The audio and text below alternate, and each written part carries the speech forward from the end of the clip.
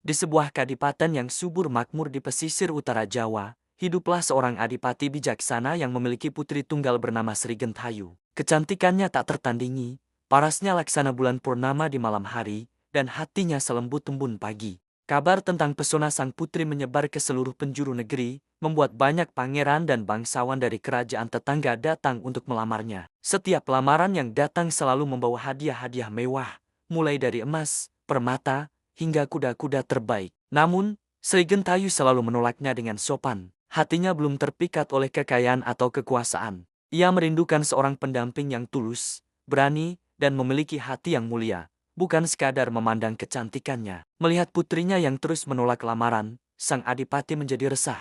Ia khawatir jika Sri Gentayu tidak segera menikah, akan timbul fitnah atau bahkan ancaman dari para pangeran yang merasa ditolak dan tersinggung. Akhirnya, sang adipati memutuskan untuk mengadakan sebuah sayembara besar. Ini bukan sayembara biasa yang menguji kekuatan fisik semata. Ia ingin menemukan sosok menantu yang benar-benar pantas untuk putrinya. Maka, diumumkanlah bahwa siapapun yang berhasil mempersembahkan hadiah paling unik dan berkesan bagi Sri Gentayu, dialah yang berhak menjadi suaminya. Hadiah itu tidak dinilai dari harganya, melainkan dari makna dan ketulusan di baliknya. Berita sayembara ini pun menyebar dengan cepat, menarik perhatian para satria, pangeran, dan pemuda dari berbagai kalangan. Di antara para peserta, ada dua pangeran yang paling menonjol. Yang pertama adalah Pangeran Jakapuring, penguasa dari sebuah kadipaten pesisir yang kaya raya. Ia terkenal dengan kekuasaannya yang luas dan pasukannya yang kuat. Jakapuring sangat percaya diri bisa memenangkan hati Sri Gentayu. Ia mempersiapkan hadiah berupa gamelan pusaka yang terbuat dari emas murni, yang konon suaranya bisa menenangkan lautan. Ia yakin kemegahan hadiahnya akan membuat sang putri terpesona. Pesaingnya adalah Raden Jakapaningkrat, seorang pangeran dari kadipaten kecil di lereng gunung. Meskipun tidak sekaya Jakapuring, ia dikenal karena kebijaksanaan, kesabaran, dan keahliannya dalam seni. Berbeda dengan Jakapuring yang mengandalkan kemewahan, Jakapaningkrat berpikir keras untuk menciptakan sesuatu yang benar-benar istimewa. Ia ingin hadiahnya menjadi cerminan dari ketulusan hatinya. Setelah merenung, ia memutuskan untuk membuat sebuah pertunjukan wayang beber yang ceritanya ia tulis sendiri, khusus untuk Sri Gentayu. Hari sayembara pun tiba. Alun-alun kadipaten dipenuhi oleh rakyat yang ingin menyaksikan peristiwa bersejarah ini. Pangeran Jakapuring maju lebih dulu. Dengan sombongnya, ia mempersembahkan gamelan emasnya. Para abdi dalam membunyikan gamelan itu, dan suaranya memang terdengar sangat merdu. Semua orang berdecak kagum, dan Jakapuring tersenyum puas, yakin bahwa kemenangan sudah di tangan.